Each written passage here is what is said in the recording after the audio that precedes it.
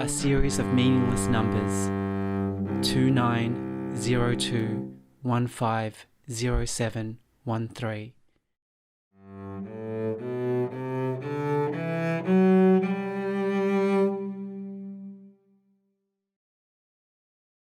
We're going to my shop in Melbourne Central because it's one of the busiest nights in retail and we need to get stock to them.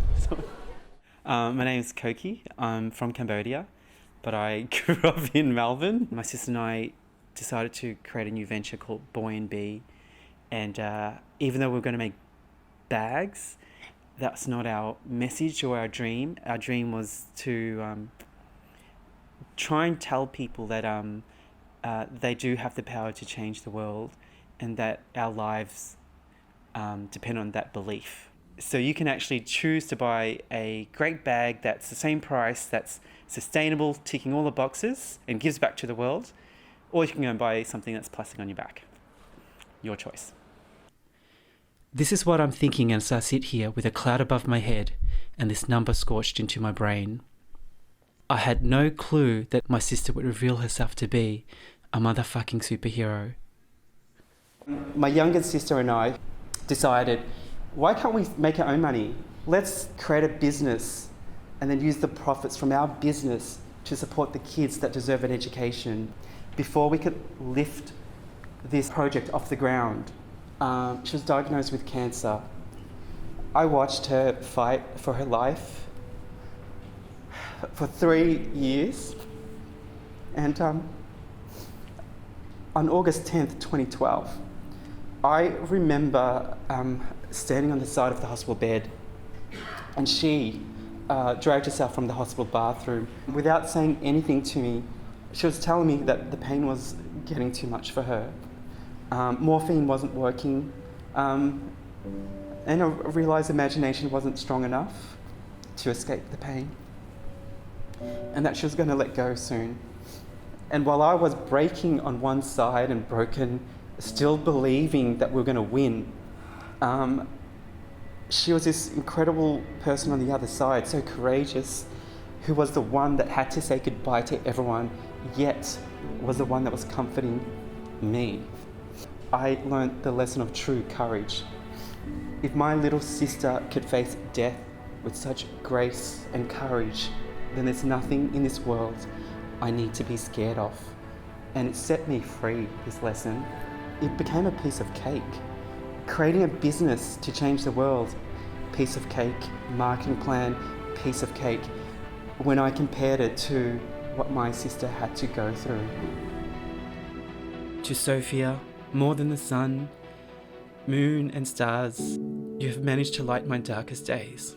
Wherever you may be, know that your big brother will always stand by your side.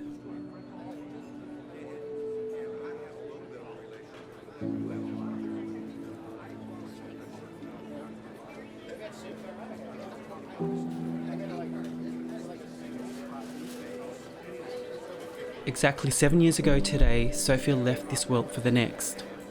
I choose to celebrate and honour her life by sharing stories about her that moved me to be a better person. So here's to reminding you that in your life, amongst you, are people who are motherfucking superheroes. And then double down and remember this, that motherfucking superhero could be you. I kind of didn't let fear stop me anymore, and it's probably the one thing that allowed me to create this business that we have now that is succeeding and defying odds. 5 days after that date, on August 10th, 2012, my sister passed away in my arms.